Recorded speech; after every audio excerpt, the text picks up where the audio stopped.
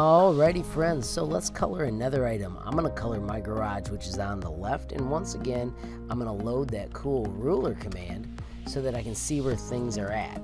If I type house, it layers on top, and I can simply look across and my garage is just past -100. So I am going to type XY space, and I'm going to try -105, or I'm going to try -115.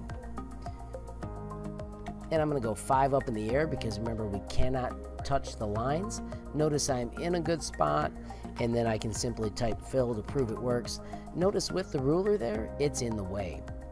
So now I'm going to take my smart XY -115.5, and I'm going to edit the actual garage and put the code in there.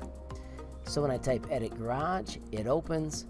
I click after it all builds. I type in my XY.